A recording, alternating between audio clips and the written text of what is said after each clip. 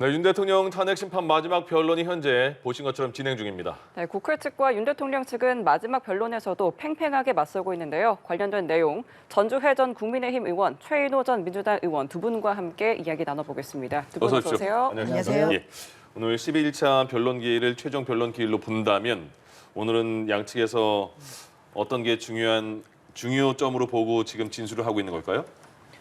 뭐 국회 측으로는 당연히 이제 비상계엄의 위법성을 이제 강조를 하면서 파면에 쳐야 된다. 예. 그러니까 다시 말해서 탄핵 소추가 인용이 돼야 된다. 뭐 그런 주장에 당연히 방점을 찍을 것이고요. 네. 윤석열 대통령 측에서는 이제 반대로 비상계엄의 뭐 정당성, 불가피성 이러한 것을 또 강조를 하면서 그렇기 때문에 또 탄핵 소추가 기각돼야 된다. 예. 그런 뭐 창과 방패의 오늘 그런 상황으로 마무리가 될 것 같습니다. 예, 그러니까 오늘은 그럼 그전 지금까지 주장했던 양측에서 주장했던 바를 요약해서 다시 정리하는 시간으로 봐도 될까요? 그렇습니다. 뭐 국회 소추 측에서는 대통령의 명백한 헌법 위반, 예.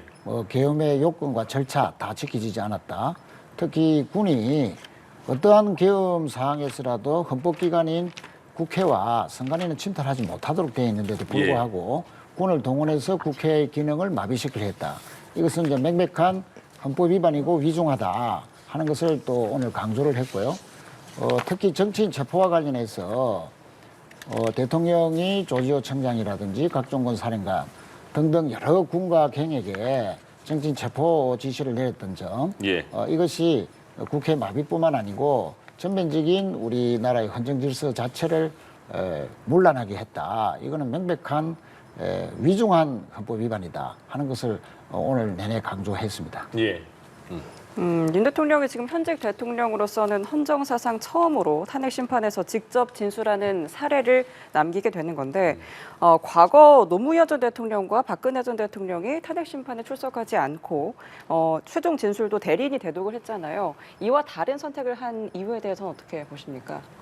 뭐 비상계엄의 당위성을 국민들을 향해서 더욱더 이야기를 하고 싶으셨던 거 아닌가 싶습니다. 그리고 그 와중에 또 탄핵 찬반 집회에서 또 탄핵 반대 집회가 굉장히 많은 또 국민들의 참여와 관심으로 이어졌습니다. 예. 네, 그리고 그 관련해서 이제 나타나는 현상은 뭐 대통령 지지율이 오히려 더 오른다거나 또 국민의힘의 지지율이 더 오르는 뭐 이러한 현상으로 이어지고 있고요.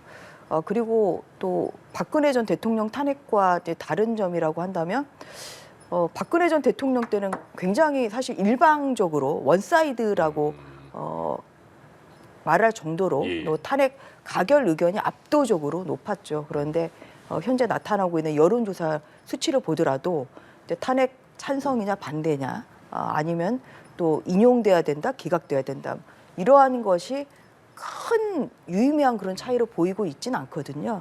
그래서 그렇게 된 배경은 그 윤석열 대통령의 직접 변론 그리고 직접 변론을 통한 또 뭐 국민들을 향한 뭐 이러한 목소리가 좀 반영이 됐다고 생각합니다. 예. 그런 면에서 어떤 결과로 이어질지는 아직은 예측하기 어렵습니다만 그래도 대통령께서 그렇게 그 헌법재판소에 직접 변론을 한 것은 저는 매우 잘한 것이다.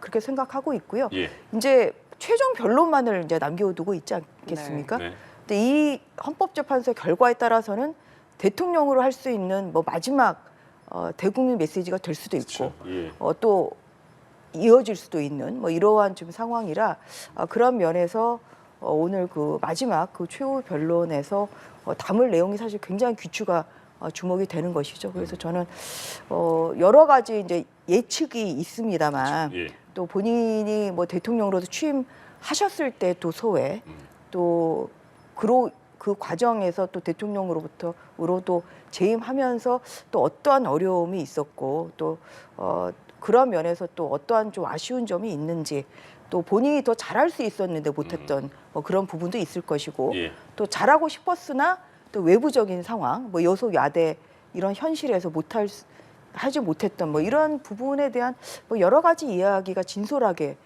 좀 담기는 것이 좋을 것 같고 대통령께서 오늘 4시 넘어서 또 헌법재판소에 도착을 하셨잖아요. 예. 근데 아마 뭐 추측컨대는 이제 마무리, 마지막 그 최후 변론에 대한 담을 내용을 끝까지 좀 본인이 마무리를 하시다 보니까 그렇게 좀 또 헌법재판소 2시까지가 아니라 좀 중간에 그렇게 도착하신 거 아닌가 그렇게 생각이 듭니다. 네, 오늘까지 윤석열 대통령이 직접 출석하면서 다른 대통령들과는 좀 다른 행보를 보이고 있잖아요. 그렇습니다. 뭐 전혀 다른 행보죠.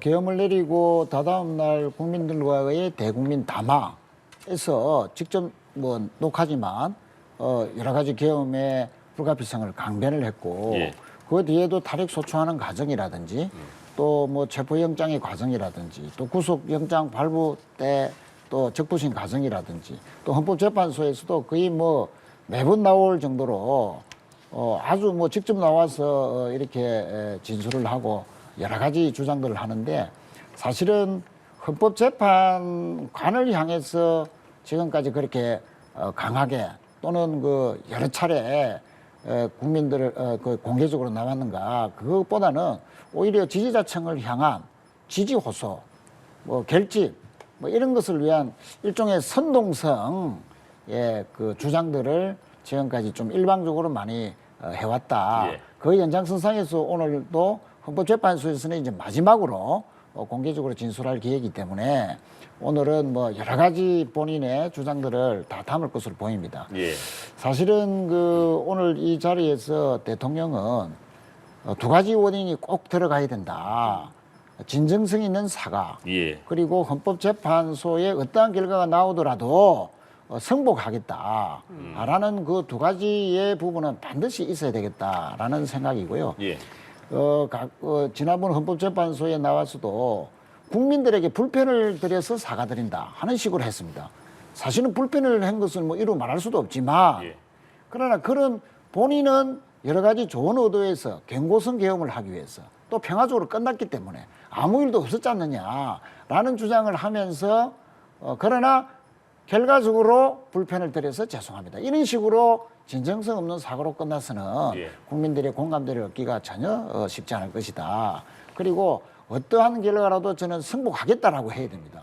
지금까지 대통령이나 또는 대통령 측이나 또 국민의힘에서는 헌법재판 이후에도 그렇지만 그 이전에 있었던 체포 과정이라든지 검찰의 수사라든지 공수처의 수사라든지 또 구속영장 청구 과정이라든지 여러 가지 매번의 그 사법적인 단계를 밟을 때마다 전면적으로 사법 질서를 부정하는 듯한 또 최근에는 헌법재판관들을 향한 그 흔들기 이런 것을 과도하게 해왔거든요.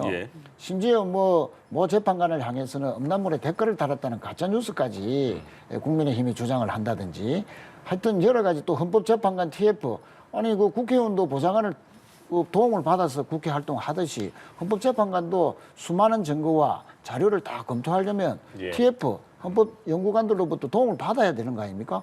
그런데 그것 자체도 뭔가 그 헌법 그 TF 재판관들을 돕는 TF의 그 보조 활동조차도 뭐가 그것대로 이렇게 하는 각본대로 하는 것이다. 전혀 자율성이 없는 것처럼 재판관들을 모독한다든지 심지어 그 연구관들 안에는 중국인이 침투했다라는 식으로까지 이렇게 흔들어 왔는데 오늘은 이제 마지막인 만큼 대통령께서 지금까지의 헌법재판소를 흔드는 것과는 달리 어떠한 결론이 나더라도 본인은 달게 받겠다, 승복하겠다라고 해야 이제 이 심판 이후에 국론이 다시 모아지는 또 정상적인 헌정 질서를 우리가 회복하는 첫 출발이다. 그래서 지금까지 헌법 위반에 대한 진정한 사과는 승복을 하겠다라고 오늘 말씀을 하셔야만이 최소한의 진정성이 얻어질 것이다. 그렇게 생각합니다. 네. 박근혜 전 대통령의 탄핵 심판 때에도 헌법재판소의 TF가 이제 꾸려져서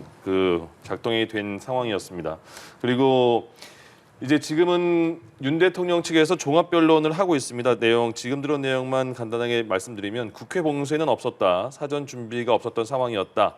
계엄 일시만 봐도 국회 봉쇄 뜻이 없음을 알지 않느냐. 왜냐하면 국회를 봉쇄하려고 했다면 토요일 새벽에 했을 것이다. 이렇게 그 지역구 국회의원들은 다 주말에 그 지역으로 내려가니까요. 그런 말을 했습니다. 지금 윤 대통령 측 종합 변론이 진행 중이고 거의 7시 조금 넘으면 마무리가 될 것 같고 이후에는 정청래 법사위원장이 최종 진술을 하고 이어서 윤 대통령도 무죄한, 정청래 법사위원장도 무죄한이긴 합니다만 어쨌든 윤 대통령도 무죄한으로 마지막 변론을 합니다. 지금 최 의원께서는 진정성 있는 사과와 결과에 대한 승복이라는 두 가지 내용은 꼭 윤 대통령의 마지막 진술에 들어가야 한다 이렇게 언급했잖아요.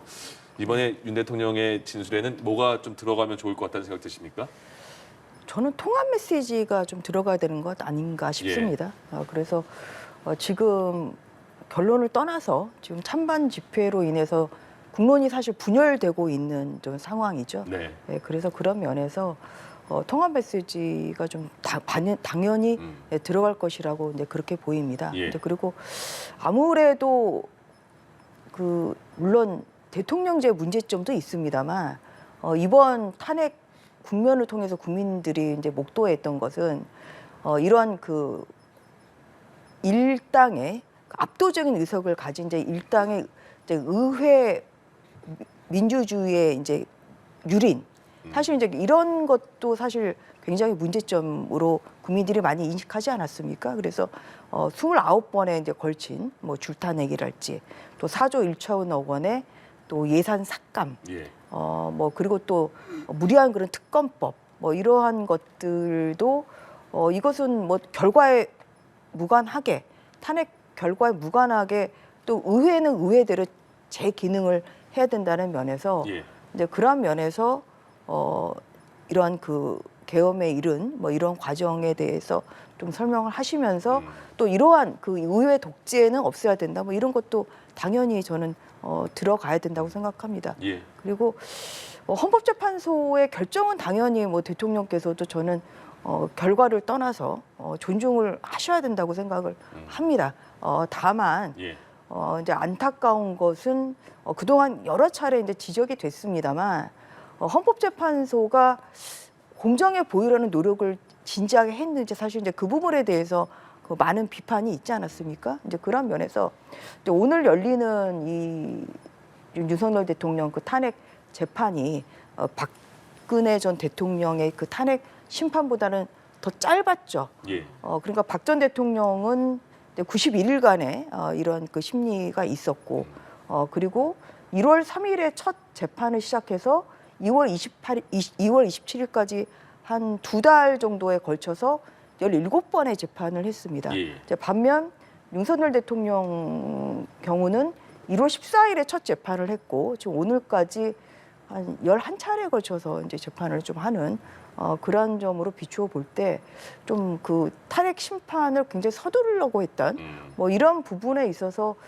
사실 국민들로서는 헌법재판소의 공정성 뭐 이런 부분이 야기가 그동안에 됐던 것이고요. 예. 그렇긴 합니다만 이제 마지막 탄핵 결정만 지금 남아 있는 상태이기 때문에 그런 면에서 헌법재판소가 최대한 공정성을 가지고 또 신뢰를 회복하려는 노력을 하면 좋겠다 저는 그런 생각을 합니다. 또한 윤석열 대통령의 탄핵과 관련해서 앞서 이제 말씀드린 29번의 탄핵 의결 중에서 지금 심리되고 있는 것이 또 10건 정도가 있지 않습니까? 그래서 오히려 이 민주당의 일방적인 탄핵이 정당했는지 안 했는지가 이 윤석열 대통령의 이 비상계엄의 뭐 당위성이나 이렇게 된 배경에 사실 또 연관이 있기 때문에 그런 면에서 저는 이 윤석열 대통령에 대한 탄핵 결정 이전에 다른 뭐 예를 들어서 중앙지검장이랄지 감사원장 또 뭐 이런 부분들에 대한 탄핵 오히려 결정이 좀 더 빨리 돼야 된다. 예. 그래서 국민들이 이것이 민주당의 줄탄핵이 어떠한 결과를 좀 이어지는지 이것이 정당했는지 안 했는지 그리고 그러면 그게 탄핵 심판권의 남용인지 아닌지 사실 그러한 부분이 전제가 돼서 이 윤석열 대통령에 대한 탄핵 심판 결정이 좀 나야 되는 상황이 아닌가 좀 그런 말씀을 드리고 싶습니다. 예. 네, 지금 현재 윤석열 대통령은 심판정이 아닌 헌재 대기실에서 재판을 지켜보고 있으며 또 윤 대통령이 최후 진술 마지막까지 검토하면서 준비 중이라는 현재 상황 전해드리도록 하겠습니다. 앞서 윤측 대리인단이 비상계엄 당위성을 강조하고 또 국회 봉쇄의 뜻은 없었다. 또 국회 출입문 봉쇄에 대한 포고력에 따라서 경찰이 진행했다라는 입장을 밝혔거든요. 좀 어떻게 들으셨습니까? 국회 봉쇄 생각이 없었다. 또 경찰이 알아서 봉쇄한 것이다라고 오늘도 그렇게 이제 좀 사실에 맞지 않는 지금 변론을 하고 있는데 조지호 경찰청장이 계엄 당일날 삼청동 안가에서 윤 대통령이 불러서 김용현 장관과 또 서울경찰청장 등과 함께 국회를 봉쇄하고 정치인 체포해라라는 지시를 대통령이 직접 내렸다는 것을 검찰에서도 조수로서 본인이 변호인 입회하에서 날인을 했고 또 10차 변론 때 윤 대통령 측의 정인 신청에 따라서 출석을 해서 헌법재판소는 검찰에서의 조서를 이번 헌재에서 증거 능력으로 인정한다라고 전제하고 그 사실이 맞느냐, 정치인 체포 지시가 대통령으로부터 있었던 게 맞느냐라고 했을 때 맞다라고 진술을 했습니다. 그럼 들었던 당사자가 정치인 체포 진술이 맞다라고 한 것이고 또한 그 각종근 사령관도 헌법재판소나 또 국회에서 나와서 안에 있는 인원들을 끌어내라. 그 당시 시간에는 그 인원이라는 것은 소위 말하는 특전사 요원이 본관에 들어가 있지 않은 상황이었죠. 그러니까 그 안에는 국회의원들이나 보좌관뿐만 밖에 없었습니다. 그럼 그 시간에 조지호 청장한테도 계엄 내리고 해제 전후해서 6번이나 전화해가 닥달했듯이 각종군 사령관에도 2번이나 전화해서 인원들, 국회의원들을 끌어내라. 문을 부숴서라도 끌어내라라는 그런 진술을 일관되게 했습니다. 또 그리고 그 부하인 이상현 단장도 또 헌재에 국회에 나와서 또 똑같은 이제 확인을 시켜줬습니다. 대통령의 육성이 스피커폰으로 해서 다 부하들이 자기뿐만 아니라 여러 부하들이 들었다라는 그런 진술부터 해서 그래서 대통령이 직접 정치인 국회의원들을 국회의 계엄 해제 의결을 막기 위해서 지시했다는 것이 여러 분들이 여러 사람들이 증언을 하고 있는데도 오늘 대통령 측에서는 출입문 봉쇄 지시는 대통령이 아니고 국회 봉쇄는 경찰이 알아서 했다라는 식으로 또 책임 전가를 하는데 참 오늘 마지막까지 대통령 측의 저러한 거짓 변론 참 실망스럽고요. 과연 국민들이 다 지금까지 듣고 판단하고 있는데 헌법재판관 앞에서 저런 식의 변론이 과연 탄핵 심판에 무슨 이득이 될까 상당히 의문스럽고 실망스럽다는 말씀을 드리겠습니다. 네, 윤 대통령 측은 지금 핵심적인 증인 중 한 명이죠. 곽종근 전 사령관의 의원 끌어내라 하는 진술이 계속 바뀌었다라는 점을 또 짚고 있고요. 또 검찰의 공소장은 허위에 기반해 작성되는 것이다라는 입장을 밝혔습니다. 어떤 의미가 있다고 보세요? 곽종근 사령관이 이제 헌법재판소 나와서 진술을 하지 않았습니까? 의원이란 얘기를 한 적이 없다. 네. 인원이었다. 그렇게 이제 진술을 하고 있고 그런데 그 계엄 이제 그 해제 이후에 사실 곽종근 사령관의 진술 그게 김병주 의원의 유튜브에 나가서도 진술을 했습니다만 그냥 국회의원들을 끌고 나와라 이제 이렇게 국회의원이라는 이러한 단어를 좀 사용한 것이 탄핵 소추 의결이나 또 내란죄 수사까지 사실 이루어지는데 굉장히 큰 기폭제가 됐습니다. 그런 면에서 곽종근 사령관이 헌법재판소에 이제 나가서 증언을 할 때 그런 부분을 이제 바로 잡았죠. 인원이라고 이제 이야기했다고 이제 바로 잡았고 그리고 또 그 김현태 단장 같은 경우는 또 그런 진술을 들은 적이 없다 이렇게 엇갈리는 지금 진술을 하고 있지 않습니까? 그래서 이제 그런 면에서 윤 대통령 측으로는 상당히 이 부분이 뭐 녹취를 한 것도 녹취록이 있는 것도 아니고 그렇기 때문에 그리고 가장 이제 중요한 것은 대통령이 직접 지시한 것은 아니다 이렇게 곽종근 사령관도 이야기하지 않았습니까? 네. 대통령으로부터 직접적인 지시를 받은 적은 없다. 이렇게 오히려 그런 사실을 확인할 수 있었기 때문에 그러한 면에서 사실 정확한데 사실 심리가 굉장히 중요한 겁니다. 이게 끌어내라고 지시를 한 사람이 누군지 예. 만약에 했다고 한다면 왜냐하면 이것은 비상계엄 해제를 방해하려는 지금 목적이었다 이렇게 이제 국회 측에서는 주장을 하고 있기 때문에 예. 이제 그러한 면에서 이제 그러한 지시를 누가 했는지 그리고 그게 뭐 실행에 옮겨졌는지 이제 이러한 부분에 있어서 중요한 관련자들의 진술이 엇갈리는 부분이 있는 거죠. 그래서 네. 그래서 이제 그 우려스러운 것은 여러 차례 제가 누누이 이 시간에 말씀을 드렸습니다만 예. 헌법재판소의 이 증거 선택이 굉장히 자의적이다.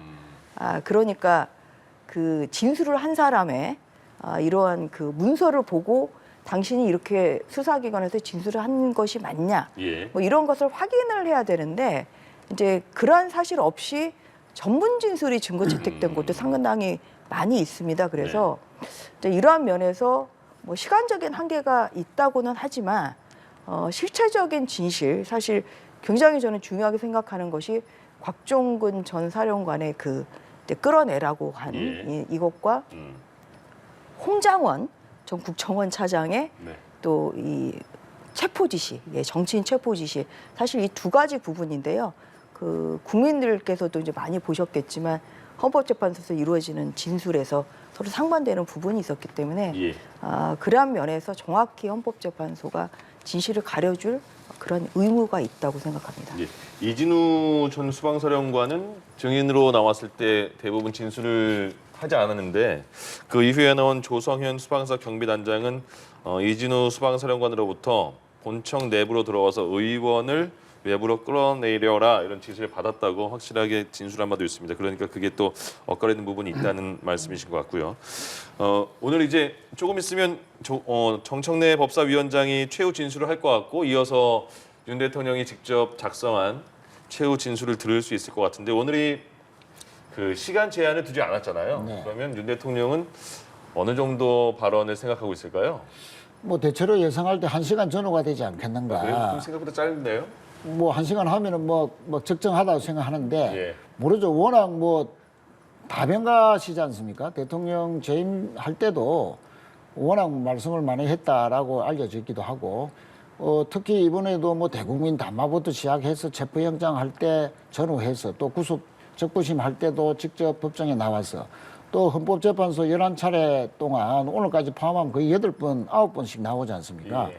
그래서 본인이 또 얼마나 준비했는지는 모르지만 1시간이 훨씬 더 넘어서 본인의 여러 가지 또 주장들 뭐 또 국민들이 볼 때는 납득하지 못하는 궤변이라든지 예. 또 자신의 지시를 자꾸 부하들에게 떠넘기는 김용현 장관이 포고령을 작성했다든지 오늘도 조지호 청장이 알아서 국회 봉쇄를 하고 뭐 체포를 했다든지 뭐 이런 식으로 만약에 한다면은 진정한 사과도 되지 않을 뿐만 아니라 이는 선고하지 않겠다. 예.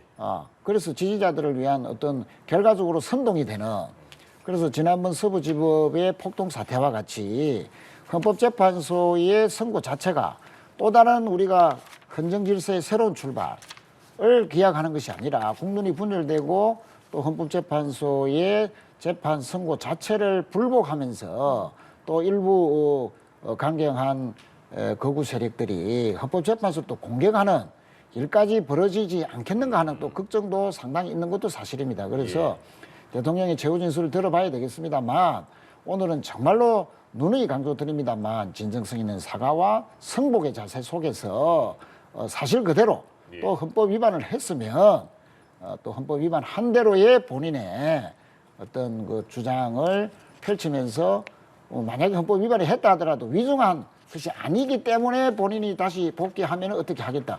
이런 정도가 되면은 또 여러 가지로 뭐 또 반박할 것도 많겠지만 또 참작이 될지는 모르겠지만 또 거짓과 궤변으로 일관해서는 해서는 안 된다 하는 말씀이고요. 또 아까 이제 잠시 또 한 말씀만 더 드리면은 각종근 이제 특전사령관의 의원이냐 요원이냐 인원이냐를 가지고 여러 가지 논란이 있었습니다만 최종적으로는 인원으로 다 정리가 됐고 대통령도 인원으로 이야기를 했다.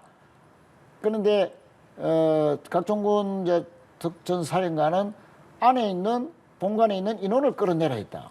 근데 각종군 사령관 그 당시에는 특전사에 군인들이 없던 상황이기 때문에 그때 인원이라는 것은 결국은 안에 있었던 국회의원들을 의미하는 것으로 해서 본인은 국회의원들을 끌어내라.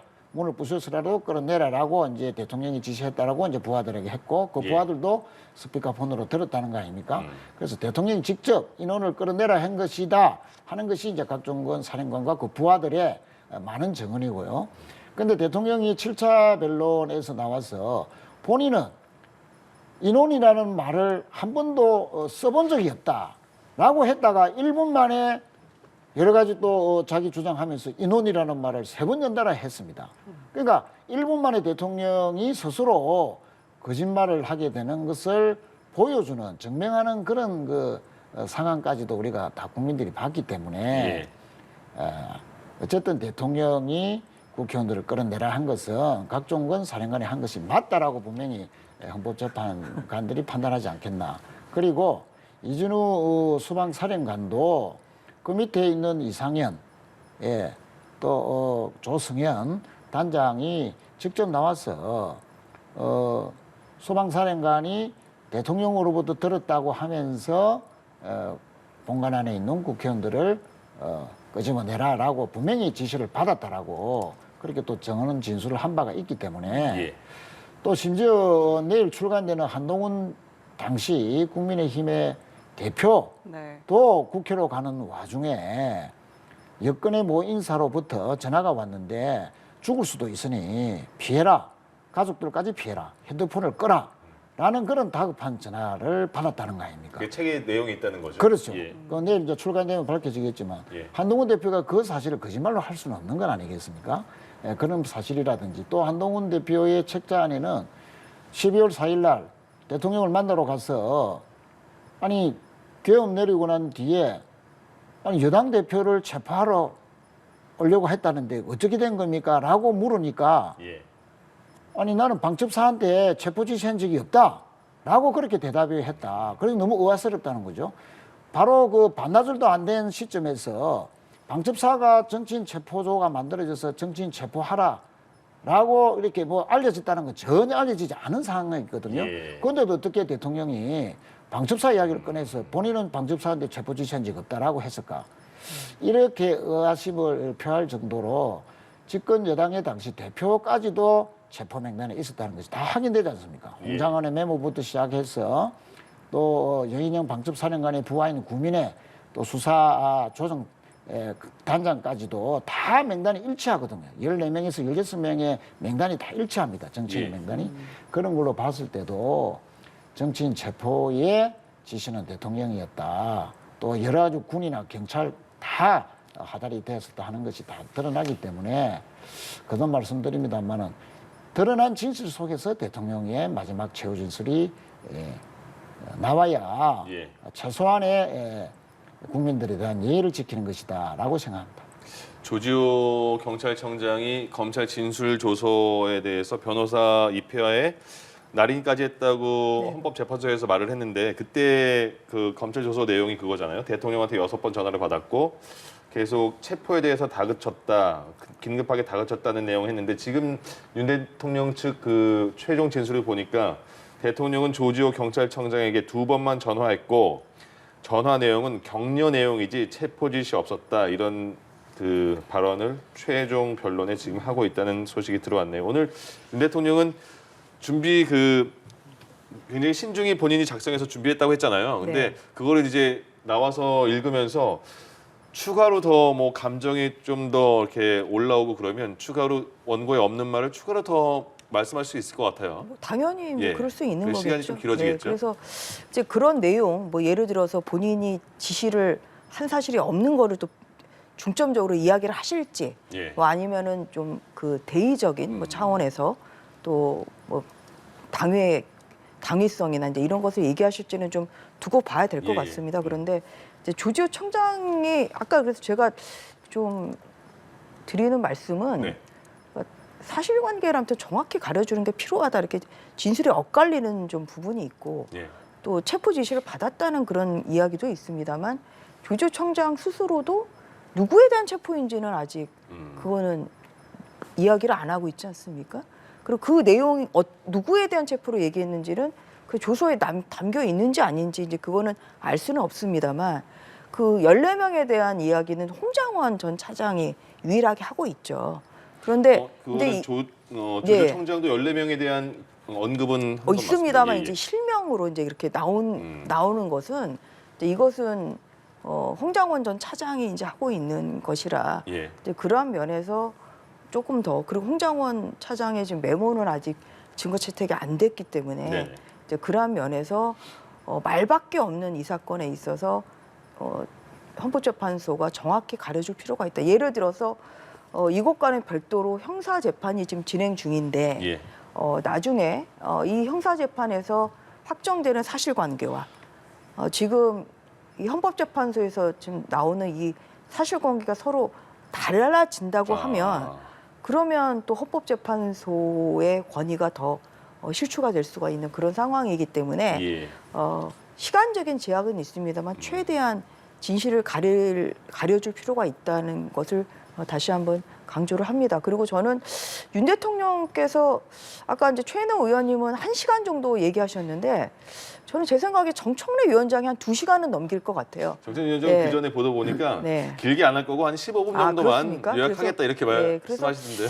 그래서 그 이제 내용이 없는 것도 이야기하다 보면 또 떠올라서 할 수가 있기 때문에 그렇죠. 예. 이제 그러한 면에서 또 이것은 뭐 경우에 따라서는 마지막 대통령으로서의 마지막 대국민 메시지가 될 수 있다는 점을 감안을 할 때 예. 어떤 그런 그 시간보다는 저는 그 내용에 더 중요한 성이 있다고 생각합니다. 그리고 여러 차례 대통령께서 사실 이야기하셨던 것은 자유민주주의, 그다음에 청년 세대 이 두 가지 예. 예.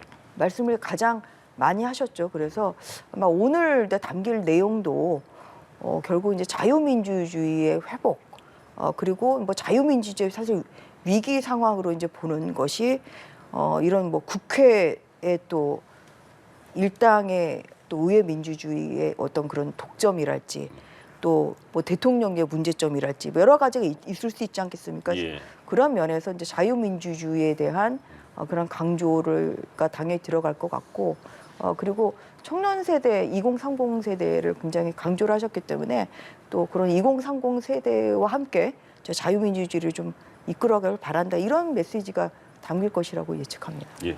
네. 자, 아직 오늘의 과정이 남아 있지만 11차 마지막 변론까지 탄핵 심판 변론 과정을 쭉 지켜보셨을 텐데요.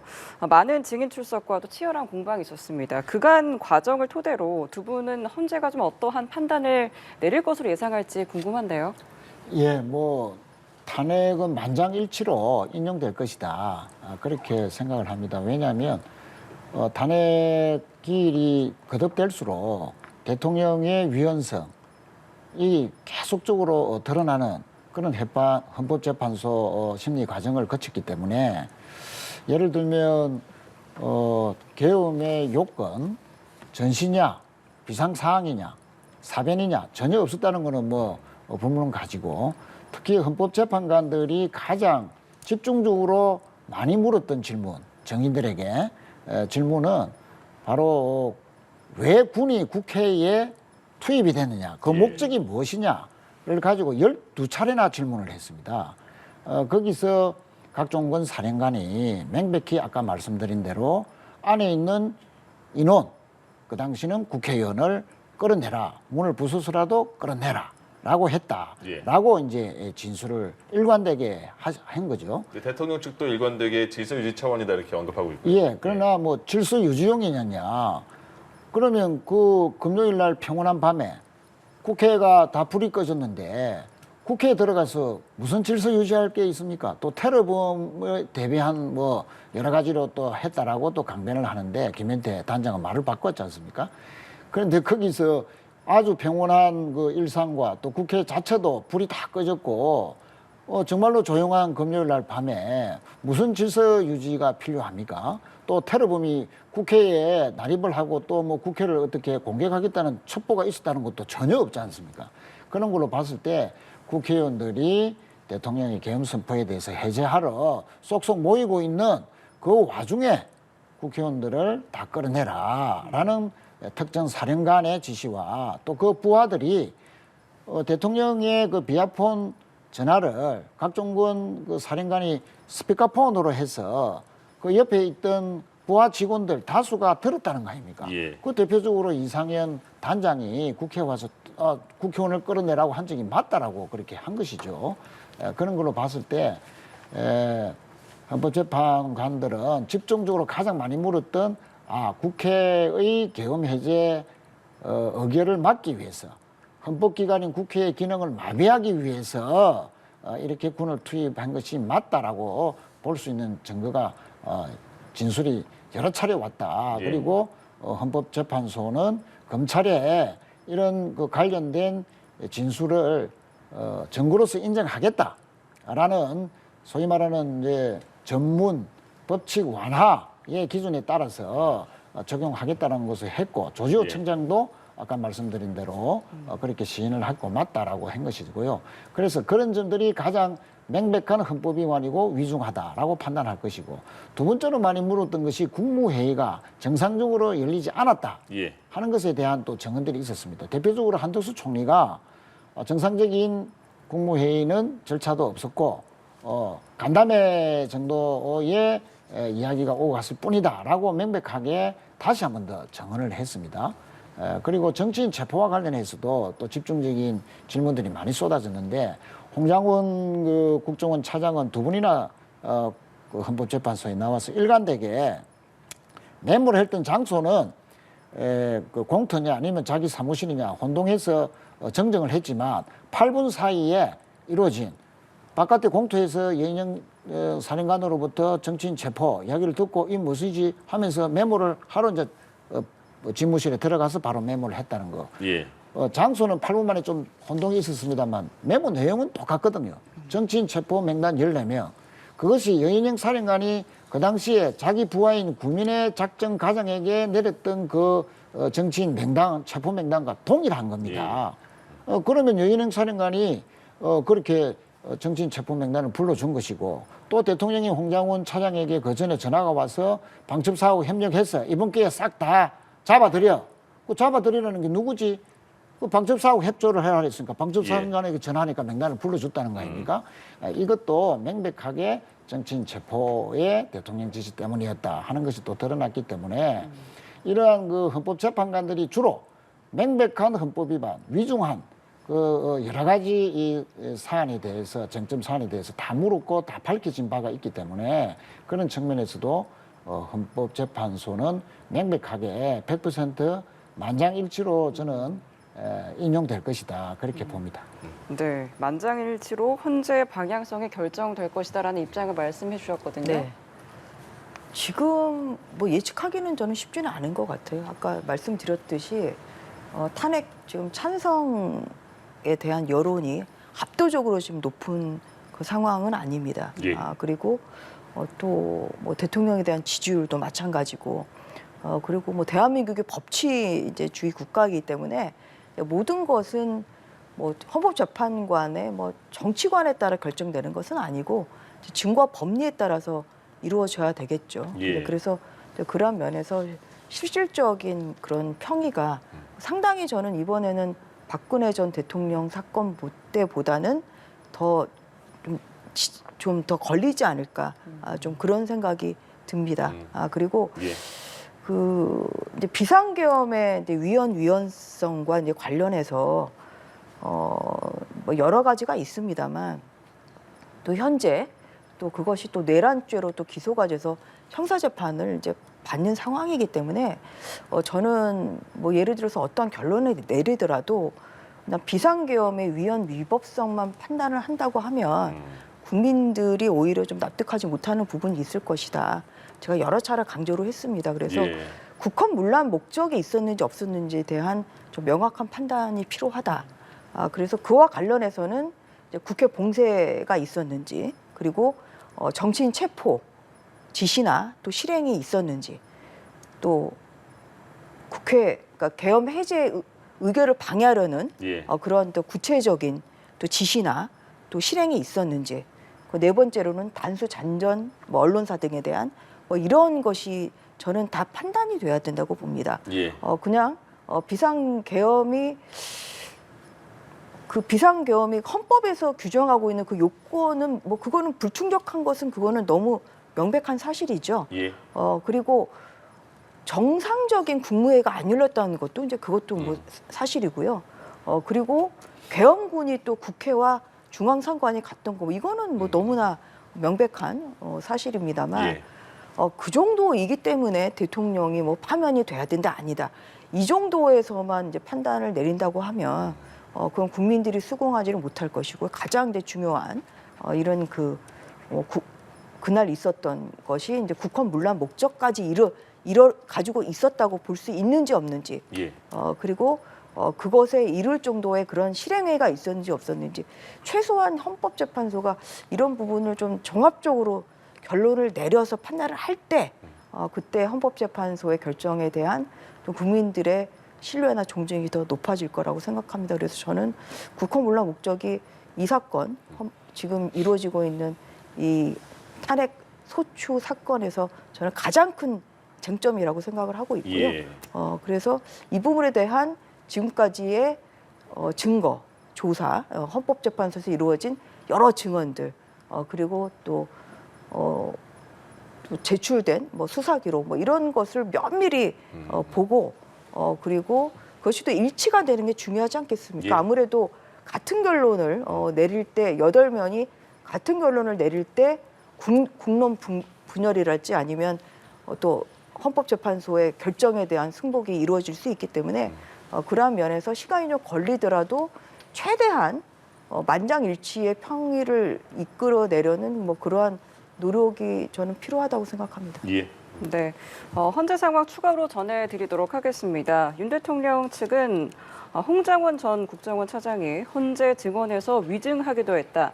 또 포고령에 대해서 계엄에 필요한 형식이었고 상징적 의미일 뿐 포고령 실행 계획과 의지는 전혀 없었다.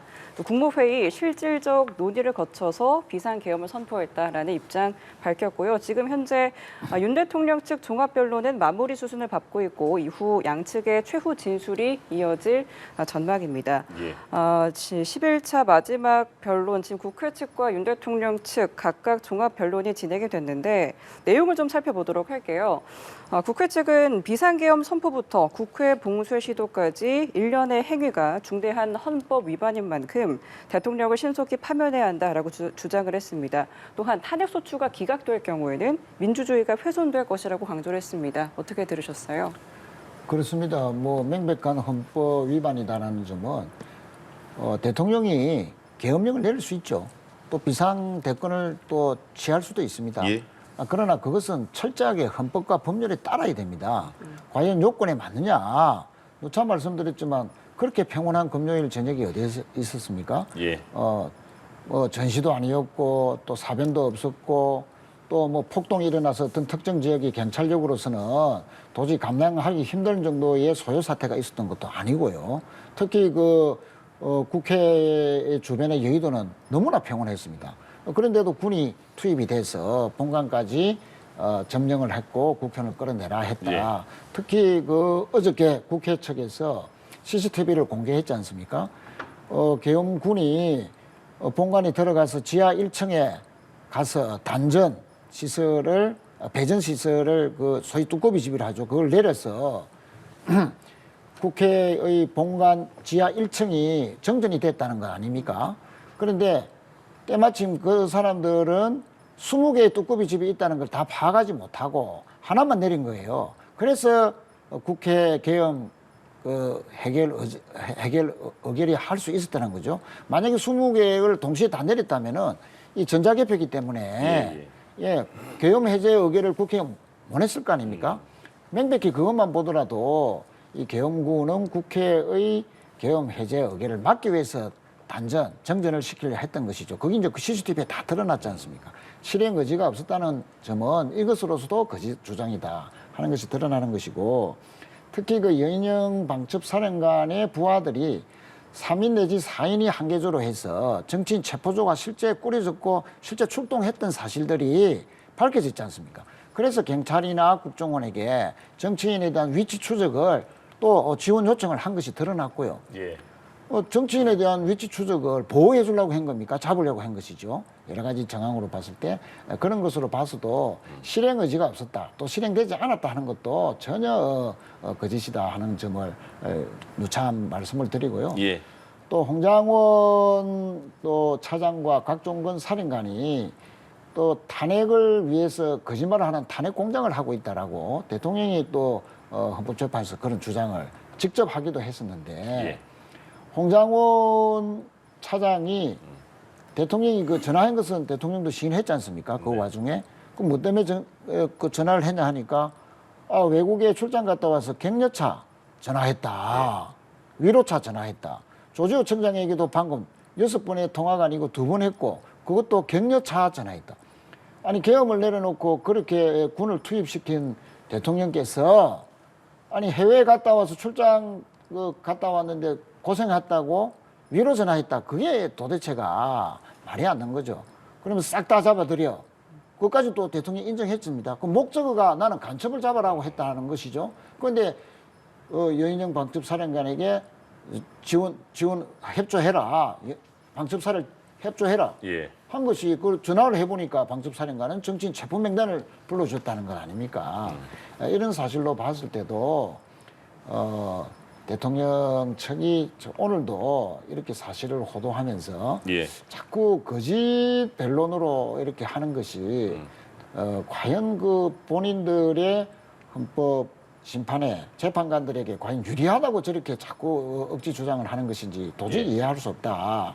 그래서 참 실망스럽다는 말씀을 거듭 드리지 않을 수가 없습니다. 그러니까 그 오늘 양측의 최종 변론이 그동안에 해왔던 주장들을 계속 그 요약해서 내보내는 그런 자리인 것 같아요. 지금 그래서 최 의원님도 그런 상황의 말씀을 다시 전달해 주시는 것 같고 이제 윤 대통령 측의 최종 변론이 거의 끝나간다고 하니까 오늘 가장 중요한 게 사실은 대통령이 어떤 메시지를 보내느냐 이거일 텐데 그거는 잠시 후에 정청래 법사위원장의 최종 진술 이후에 마지막에 윤 대통령의 진술을 들을 수 있을 것 같아서 아직은 모르겠습니다만은 윤 대통령 측에서 최종 변론이 마무리되어 간다고 느끼는 점이 아까 이런 거였습니다. 그 지금 두 분이 계속 말씀하셨던 곽종근 전 사령관에 대해서 윤 대통령 측이 또 그 진술의 신비성에 대해서 탄핵하는 발언을 했고 지금은 또 마지막에는 홍장원 메모는 신뢰가 어렵다. 상식에 부합하지 않다. 그리고 홍장원 전 차장이 헌재 증언에서 위증까지 했다. 이렇게 말을 했거든요. 그러니까 이게 그 지금 최종 진술 마지막 부분이에요. 그러니까 이게 네. 중요하니까 이 부분을 또 마지막에 짚었지 않았을까 싶은데요. 그 비상계엄제 해제가 된 이후에 탄핵 소추 의결 과정이랄지 예. 국회에서의 탄핵 소추 의결 과정이랄지 그리고 또 이어진 이제 내란죄에 대한 수사에서 가장 중요한 기폭제가 홍장원 메모였죠. 12월 6일 낮에 홍장원 전 차장이 폭로를 하지 않았습니까? 대통령도 그렇게 언급했습니다. 네, 그리고 이제 예. 그것이 또 언론에 어마어마하게 많이 나왔습니다. 네. 그런데 지금 보니까 이제 그 메모가 그 당시에 최초에 쓴 메모도 아니고 예. 그리고 또 공터에서 작성했다고 하는 말도 또 본인이 스스로 뒤집었고 예.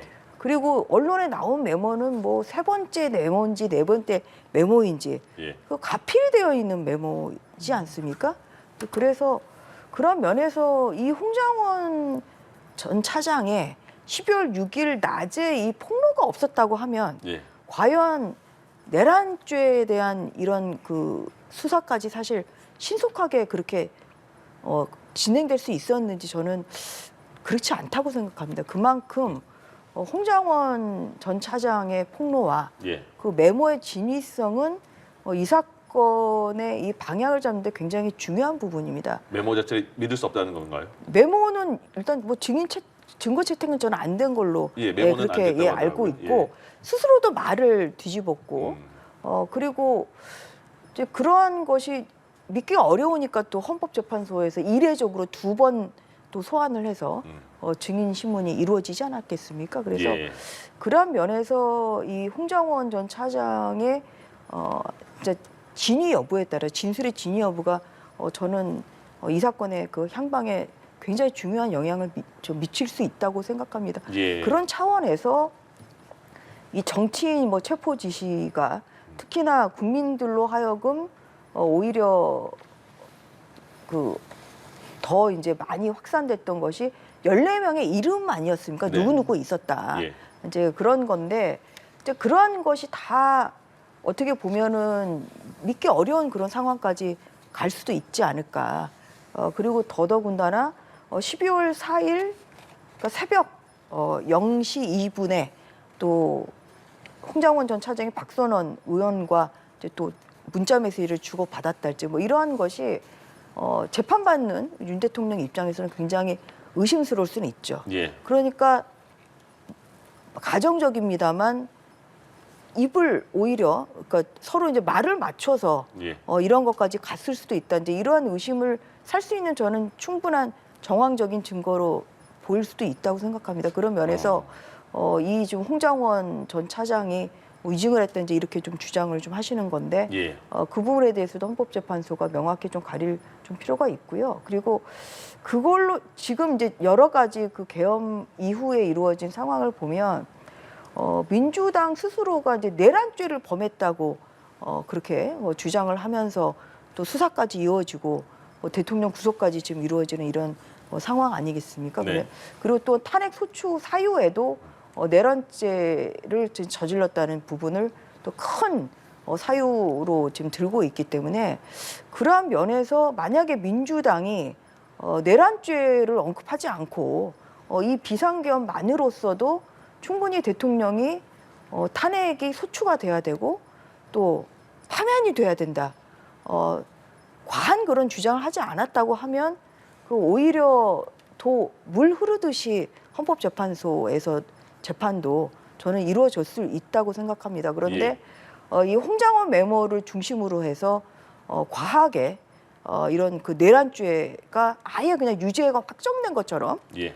그렇게 또 주장을 했고 또 뭐 그런 부분에 대해서 또 수사기관이 또 수사를 하는 과정에서 공수처에 뭐 서부지법 체포영장이 이제 판사 영장 판사 쇼핑이냐 아니냐 예. 뭐 이런 지금 논란으로까지 또 비화가 됐고 네. 또 내란죄의 또 수사 권한이 없는 공수처가 내란죄로 또 대통령을 수사하고 체포하는 예. 뭐 이러한 코미디 같은 좀 상황이 좀 벌어진 것이 저는 그 촉발이 된 것이 저는 홍장원 메모라고 생각하고 있기 때문에 그러한 면에서 지금 그 부분에 대해서는 저는 피소추인인 윤 대통령 측에서는 상당히 억울한 부분이 뭐 있다는 것에 대해서는 저는 일부 공감하는 예. 부분이 있고 하지만 명확한 뭐 진실 여부는 뭐 당사자의 주장에 의해서 결정되는 것은 아니지만큼 예. 헌법재판소가 최고의 헌법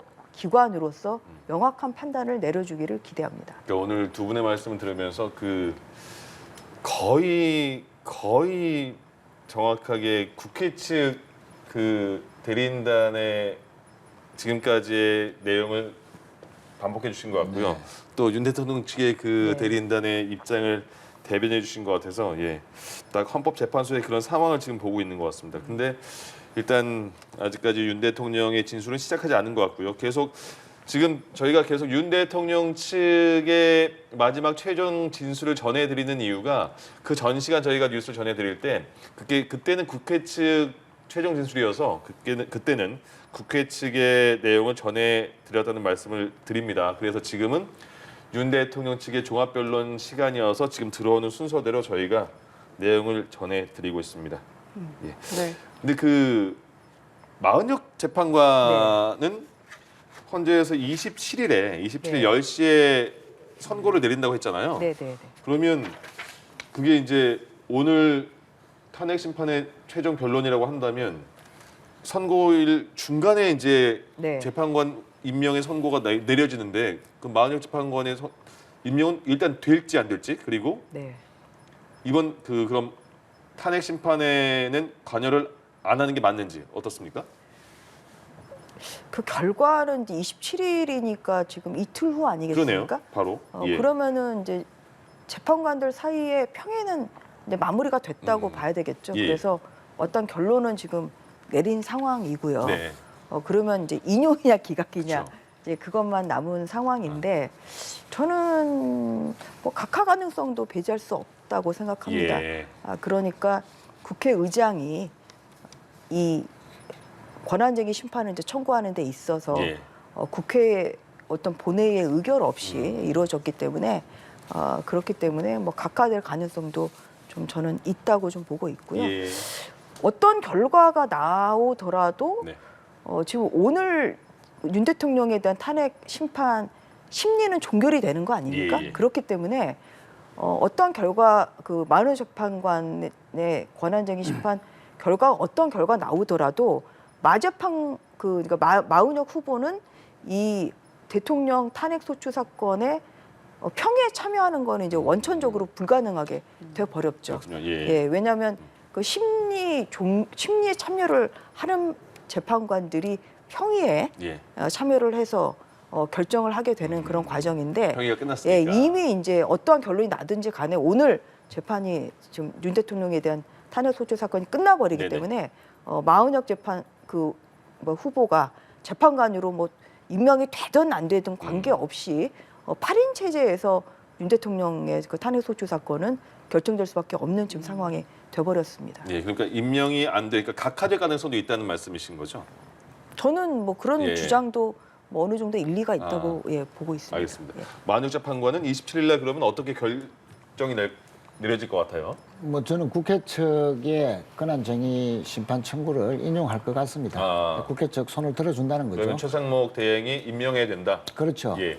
왜냐하면 국회에서 선출된 3인의 헌법재판관 후보를 두 사람만 임명하고 한 사람은 임명하지 않았습니다. 예. 그런데 한 사람 임명하지 않았던 이유가 여야 합의가 없었다는 것인데 여야 합의가 없었다는 것에 근거를 도저히 대지를 못하고 있습니다. 최상목 권한대행이. 예.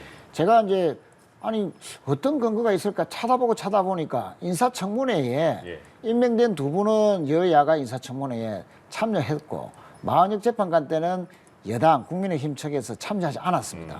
그것 때문에 그러면 여야 합의가 없었다는 건가? 근데 인사청문회 절차는 뭐 안 들어온 것은 국민의힘이지. 예. 그러나 그 이전에 이미 여야 원내대표가 특히 그 추경호 원내대표 시절에 여야가 합의하기로 해서 문서로도 다 사인까지 다 한 사실 아닙니까? 그래서 국회에서 선출한 3인의 재판관은 대통령이 정상적으로 직무를 본다 하더라도 그건 소극적 권한이기 때문에 예. 그냥 사인만 하면 되는 것이죠. 그건 국회 몫이지 않습니까? 그런데 최상목 권한대행이 이유도 정확하게 되지 못하는 여야 뭐 합의 불분명. 그럼 앞에 있는 두 분은 어떤 근거에서 여야 합의했느냐라고 했을 때 전혀 궁색한 변명조차도 내지 못할 정도로 예. 만약 후보자에 대해서 그렇게 이제 재판 임명을 안 했는데 27일 날에는 헌법재판소가 임명해야 된다라는 건 이제 결론을 내린 겁니다. 그러나 결론은 이제 전주의 의원님 말씀대로 예. 이 변론 갱신 절차는 밟지 않을 것이다. 예. 즉 만약 재판관은 임명이 되더라도 배제된 상태에서 8인 체제로서 헌법재판의 선고가 이루어지지 않겠나. 그래서 만약 재판관 때문에 탄핵 선고 자체가 미뤄지는 일은 없을 것으로 예. 뭐 저는 그렇게 예측하고 있습니다. 그러니까 우원식 의장 혼자 국회 모든 의사를 대표해서 제기한 거에 대한 각하 내용은 빼고요. 그 마은혁 후보자에 대해서는 그 전에 그 추경호 원내대표 그 영상도 있고 그 문서도 사인한 문서도 있던데 여야가 합의가 안 된 게 맞는 거예요? 근데 이제 거기에 네네. 이렇게 민주당에서 2명 그리고 이제 국민의힘에서 1명 뭐 이렇게 하는 것을 합의했다고 사실 그 내용을 보더라도 예. 저는 그렇게 보이진 않았거든요. 합의로 보이지 않는다. 네. 예. 그러니까 그 민주당에서 지금 유례 없이 사실 2명을 추천을 하게 되는 좀 상황이 된 것이고 예. 국민의힘에서 지금 1명. 왜냐하면 그동안에 국민의힘 1명, 민주당 1명, 그리고 여야 합의로 1명을 중립적인 분을 추천을 해왔던 이제 관행을 깨고 이제 민주당 2명, 이제 국민의힘 1명 이렇게 된 상황이고 예.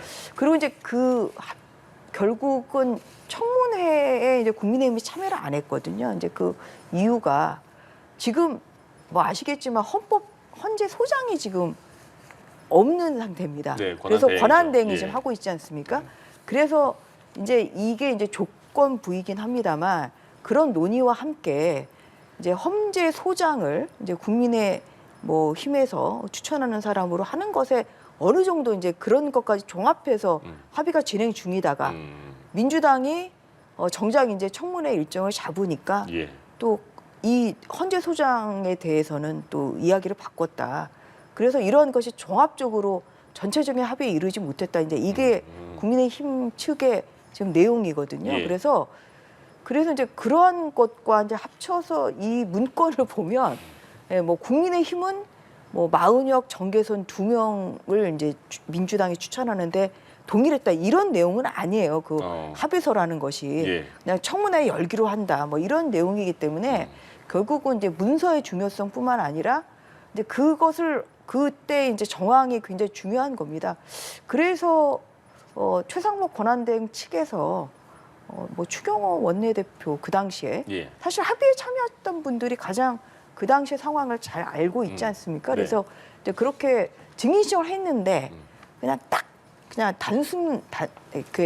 단칼에 잘랐어요. 그러니까 그냥 그것을 받아들이지 않았죠. 예. 예, 그리고 또 변론 재개가 됐습니다만 추가적인 증인 신문은 지금 없는 상태로 그렇게 된 거라 저는 그 문서를 봤을 때는 솔직히 이렇게 볼 수도 있고 저렇게 볼 수도 있고 그래요? 상당히 예, 해석의 여지가 있는 좀 문서라고 저는 그렇게 봤기 때문에 그러한 면에서 어떤 결론을 내릴지 그거는 좀 저로서는 현재는 뭐 딱 인용이다 기각이다 이렇게 예단하기는 어렵다고 생각됩니다. 네. 자, 오늘 증거조사 1시간, 또 양측 종합변론 2시간씩, 그리고 이어서는 정청래 탄핵소추위원장과 윤 대통령의 최후 변론에는 시간 제한이 없습니다. 현재 양측의 종합변론이 끝나가는 것으로 보여지고요. 이어서는 정청래 탄핵소추위원의 발언과 윤 대통령의 발언이 이어질 예정입니다.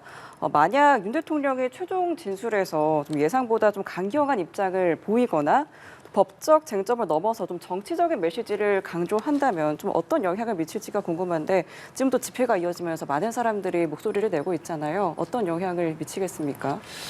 아무래도 뭐 변론인 국회 소추인단 또 변론인 측이 세세하게 왜 헌법을 위반했는가 이런 부분은 조목조목 9명이 돌아가면서 다 이제 밝혔고요. 예.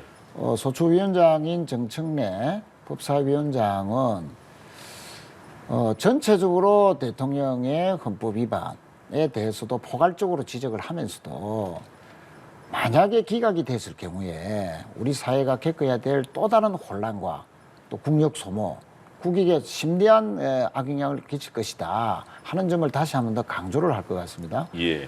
아마 대통령의 최후 진술에서 본인이 기각이 된다면 다시 복귀해서 뭐 제2의 계엄은 없을 것이다라고 뭐 또 주장할 수도 있을 것이고 특히 지금 트럼프 정부가 여러 가지 지금 무역과 관련된 불이익의 그 조치들을 취하고 있는 가운데 빨리 복귀해서 트럼프하고 정상회담해서 빨리 국익을 지켜야 되지 않느냐 뭐 그런 식으로도 주장할 수도 있다는 예측이 나오고 있는데 그와 관련해서 정청래 위원장은 아니 만약에 복귀한다면 지금 이 구속된 상황에서도 대통령이나 대통령 측이나 국민의힘 측이 전면적인 사법 질서를 부정하고 헌법재판소를 흔들고 또 강경 보수 거구 유튜버들을 향해서 선동성 발언이나 하고 그 결과 서부지법에 대한 폭동 사태까지 야기한 데 대한 정치적 책임을 면할 수 없다 하는 그런 차원에서 만약에 다시 이 대통령직에 복귀한다면 우리 사회는 제2개헌뿐만 아니고 국론이 더욱더 혼돈의 상태로 빠져들 수밖에 없다. 그러면 제2의 제3의 개헌뿐만 아니라 또 언제 어떻게 대통령의 이렇게 비이성적인 판단하에서 어떠한 국익에 명백하게 침해되는 행위들을 할 수도 있다 하는 그런 사회적 위험성을 상당히 강조를 할 것 같고요. 예. 특히 이제 국익상의 문제도 지금 하루가 멀다하게 대외적으로 많은 정책의 변화나 세계사적인 흐름이 지금 있는 상황에서 환율도 바로 잡아야 되고 정권과 관련된 여러 가지 주식도 바로 잡아야 되고 물가도 바로 잡아야 되는데 하루라도 빨리 정상적인 헌정 질서 회복을 해야 이 모든 것들이 다시 회복이 되지 않겠는가 그런 측면에서라도 탄핵이 인용돼야 된다. 그래서 우리나라는 이번에 탄핵 인용을 통해서 대통령의 파면을 통해서 다시 새롭게 출발하고 전 국민들이 단합해서 다시 한 번 더 미래를 향해서 나아가자 하는 그런 또 대국민 호소용 최후 진술도 할 것 같습니다. 예. 네, 대통령의 메시지가 좀 어떤 부분에 구체적으로 영향을 미칠 거라고 보세요?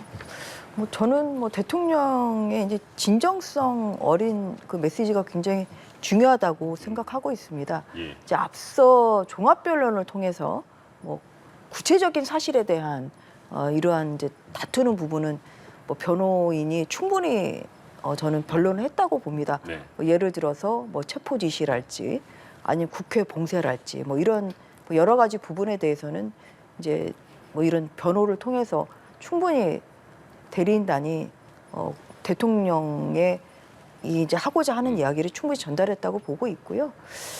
대통령께서는 좀 거시적으로 저는 말씀을 하시지 않을까 싶습니다. 그래서 좀 대한민국이 나아갈 방향 그리고 또 이번 그런 탄핵 소추 재판을 통해서도 또 느끼신 바가 또 있으시겠죠. 예. 그리고 또 지난 12월 3일 이후에 현재까지 이루어지고 있는 그런 국널 분열 상황에서 가장 큰 책임감이나 또 이 위중함을 느끼는 것은 대통령 자신 아니시겠습니까? 그래서 이러한 또 대한민국의 좀 상황에 대한 이러한 또 진지한 소회 이러한 것을 저는 거시적으로 어떤 그런 그날 있었던 사실에 대해서 하나하나 다 그렇게 언급하시는 것이 아니라 예. 그 마지막으로 그런 좀 거시적인 차원에서 좀 말씀을 하시지 않을까 좀 싶고요. 예. 국민들에 대한 저는 당부의 말씀이 있지 않을까 싶습니다.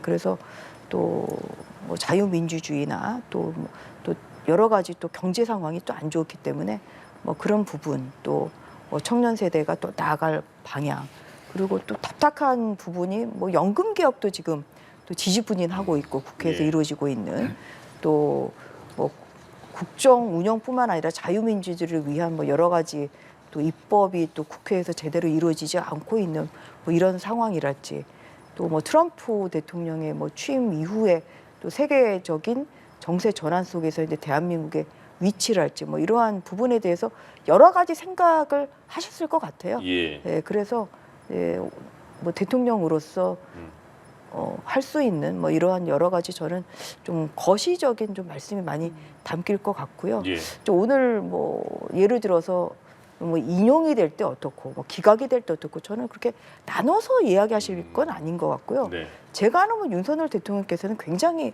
또 대인배이시기 때문에 어떤 무슨 그 만일에 가정적인 것을 전제로 해서 어떤 하겠다 이런 것보다는 예. 좀 본인이 이루고 싶었던 나라가 어떤 나라인지 또 어떤 방향으로 가야 되는 것인지 이러한 부분에 대해서 좀 담대하고 또 진정성 어린 그런 국민들에 대한 메시지를 내실 것으로 생각합니다. 그리고 대한민국이 아무튼 나아갈 방향은 예. 현재는 국론 분열 상황이기 때문에 통합의 메시지는 다시 한번 말씀드립니다만 꼭 포함이 전 됐으면 좋겠다. 그리고 될 것이라 그렇게 생각을 하고 있습니다. 그러니까요. 마지막 그 부분이 네. 이제 윤 대통령에 대한 탄핵 기각이냐 인용이냐가 3월 중순 정도에 나오지 않을까 이런 관측을 많이들 하는데 이게 그 진영이 지금 너무 극단으로 갈려져 있기 때문에 인용이냐 기각이냐 그 선고가 나왔을 때 양측의 그 사회 혼란 그걸 어떻게 수습할 수 있느냐가 굉장히 문제인 것 같아서 거기에 대해서 이제 그 오늘 윤 대통령이 그런 거에 대한 통합을 또 그래서 전주의 의원도 말씀하신 것 같은데 그 내용이 좀 들어가서 또 각 진영의 지지자들이 그거를 좀 따라줬으면 하는 바람도 생기네요. 당연합니다. 예. 전 의원께서도 잘 지적을 하셨는데요. 예. 대통령은 오늘 세세하게 본인의 뭐 여러 가지 계엄을 왜 했느냐 또 여러 가지 또 헌재 기일 때마다 강조했던 뭐 저희들은 뭐 좀 거짓으로 드러났다고 주장하지만 그런 세세한 것보다는 정말 아까도 말씀드렸다시피 승복한다. 예. 나는 탄핵이 인용되든 기각되든 대한민국의 사법 질서를 존중한다. 평생 검찰 그 법조인으로서 살았던 그 명예를 위해서라도 나는 헌법재판소의 이번 결과를 반드시 따르겠다 예. 하는 그 말이 나와야 됩니다. 그게 이제 국민들한테 전달되는 메시지가 된다는 거죠. 그렇습니다. 그것을 제일 강조해야만이 최소한의 참작이라도 받을 수가 있다. 그것이 헌법재판소에는 인용이 된다 하더라도 예. 성복의 그 말이 자세가 결국은 이어서 늘 형사재판에서도 재판 결과에도 큰 영향을 미칠 것이다. 예. 저는 그렇게 확신하고요. 성복을 한다는 말이 안 했을 때 방금 앵커께서도 지적하셨듯이 탄핵이 인용되든 기각되든 탄핵을 바랬던 사람들은 또 다행이다라고 하지만 또 탄핵에 반대했던 분들이 또 인정하지 않는 속에서 예. 지금까지 헌법재판소를 그렇게 흔들어 왔고 모든 영장의 절차마다 또 사법 그 단계마다 다 지금까지 거부해왔고 부정해왔던 것에 이어서 서부지법에 대한 폭동에 이어서 헌법재판소까지도 만약에 공격을 한다는 사태까지 벌어진다면 예. 우리나라의 이런 그 혼란상이 온 세계에 다 비추어졌을 때 우리나라의 국익이 입을 그 손해라든지 이런 것은 누가 감당할 것인가. 그래서 그런 우리나라의 미래 곧 닥쳐올 여러 가지 이 우리나라의 상황과 미래 국익을 위해서라도 승복이라는 말은 반드시 오늘 대통령이 말씀해야 된다. 예. 만약에 하지 않는다면은 정말 실망 중에 대실망일 뿐더러 지금까지 모든 궤변과 또 뭐 여러 가지 윤석열 변호인 측이 거짓으로 오늘도 다 하고 있는 것이 정말 국민들에게 더 큰 실망만을 줄 것이다. 예. 그렇게 생각을 하고요. 또 한 가지 한번 더 덧붙이면은 오늘도 변호인 측에서 홍장원 메모를 뭐 인정하기 힘들다는 식으로 자꾸 이야기를 하고 있습니다만 아니 홍장원 메모는 8분 상간에 예. 공투해서 적었다라고 착각을 했었는데 바로 8분 후에 사무실에서 여인영 사령관과 다시 통화를 하면서 불러줘서 내가 메모했다라고 정정했을 뿐입니다. 장소만 8분 만에 달라졌을 뿐이지 메모는 똑같잖아요. 그리고 부하에게 또 다시 적으라고 한 것도 메모가 내용이 동일하고 제일 중요한 것은 홍장원 메모와 여인영 방첩사령관의 부하 여인영 사령관이 3, 4인이 한조가 되어서 정치인 체포 20조를 꾸리라라고 해서 출동까지 시켰던 그 체포 명단과 동일하다는 것이죠. 예. 예. 그래서 이것이 드러났는데도 자꾸 메모의 신빙성을 자꾸 의문한다는 것은 정말로 오늘도 실망스럽다는 말씀드리고 또 각종건 사령관에 대해서도 진술이 자꾸 신빙성에 일관성이 없다고 하는데 각종건 사령관만큼 진술에 일관성이 있었던 사람이 없습니다. 자, 인원이냐, 요원이냐, 의원이냐 이 세 워딩 속에서 결국은 헌법재판관도 예. 대통령도 각종군 사령관도 다 3자가 합의한 게 인원이었다는 것이잖아요. 예. 아까 계속 하신 말씀이십니다. 그렇습니다. 예. 그래서 그 인원이라는 것은 결국은 그 시간에는 특전사 요원들이 인원들이 안에 본관에 없었던 상황이기 때문에 끌어내라 대통령이 문을 부수더라도 그거는 결국 국회의원일 수밖에 없었다는 점. 알겠습니다. 그리고 그 부하들이 자꾸 다 진술을 했다. 예. 또 증거를 또 재확인을 시켜줬다는 말씀을 더 드리고요. 정권 탈취 목적의 탄핵 소추 이런 것은 각하시켜야 된다 하는데 예. 아니 이런 헌법재판소가 있게끔 한 것이 대통령 본인이지 않습니까? 누가 지금 야당이 느닷없이 뭐 국회 때문에 대통령이 지금 헌법재판을 받게 하는 건 아니지 않습니까? 느닷없는 계엄 때문에 예. 헌법재판을 하는 것이죠. 완전히 전말이 호도된 이런 또 개변으로서 뭐 탄핵 자체를 기각해야 된다고 오늘도 주장하는 것 자체도 원인 제공자로서의 대통령 측이 과연 최소한이라도 반성의 자세가 있는 것인지 알겠습니다. 그듭 실망스럽다는 말씀을 예. 드리겠습니다. 아까 전주혜 의원께서 말씀하신 그 대통령의 최종 메시지에 통합이라는 내용은 들어갔으면 좋겠다라는 게 혹시 그 통합 안에 그 헌재 결론에 대한 승복도 포함되는 겁니까? 제가 아는 윤석열 대통령께서는 예. 오늘까지 최선을 다해서 네네. 뭐 사실관계도 다투고 또 억울하신 부분은 뭐 많이 있으시죠. 예, 예. 뭐 그렇지만 결과에는 당연히 그건 받아들이실 거라고 생각합니다. 근데 그 메시지를 이제 오늘 내느냐, 예. 결과를 이제 알기도 전에 승복합니다라고 네네. 할지, 아니면 또 뭐 헌재 결과가 난 다음에 하실지, 그거는 저는 뭐 그렇게 중요한 거는 아니라고 생각하고요. 예. 가장 이제 중요한 거는 결과 나왔을 때 받아들이느냐 아니냐, 사실 이제 그거 아닙니까? 그래서 그런 면에서 아직 결과가 나오기도 전에 저는 어떤 결과라도 받아들이겠습니다. 제가 형사재판 그 법원 판사로 예. 근무하면서 여러 번 해봤습니다만 결과가 나오기도 전에 그렇지 않는군요. 저는 어떠한 결과라도 받아들이겠습니다. 이렇게 이야기하는 그 피고인은 못 봤습니다. 예, 그렇기 예. 때문에 그게 비단 뭐 오늘 그 이야기하지 않는다고 하더라도 윤 대통령께서는 당연히 결과 나오면 그것은 받아들이실 거라고 생각합니다. 예. 뭐 예를 들어서 지난 1월 15일에 알겠습니다. 그 이제 체포 과정에서도 예. 사실은 그 체포를 막아낼 수 있는 그런 최소한의 경비는 이 경호원에 있었죠. 경호팀에. 예. 그렇습니다만 불상사가 생기는 것을 막기 위해서 이제 본인이 이 응하계시겠다고 이제 이렇게 해서 예, 예. 결국은 그날 별다른 그런 정말 유혈 사태 없이, 사실 불상타가 있지 않을까 많은 의뢰를 했습니다만 그런 일 없이 그냥 체포 마무리되지 과정이요. 않습니까? 알겠습니다. 그건 한참 예, 전 얘기니까, 그런 예. 것처럼 대통령께서는 그런 그 대승적인 견지에서 아마 헌법재판소의 결과가 후에 오늘 혹시 안 밝히시더라도 네네. 후에 충분히 저는 밝히실 거라고 생각합니다. 알겠습니다. 네, 알겠습니다. 윤 대통령 탄핵 심판 마지막 변론 진행 중입니다. 윤 대통령의 최종 진술에 눈이 쏠려 있는 상황인데요. 관련된 내용 전주회 전 국민의힘 의원, 최인호 전 민주당 의원 두 분과 함께 이야기 나눠봤습니다. 오늘 고맙습니다. 말씀 고맙습니다. 예. 수고하셨습니다.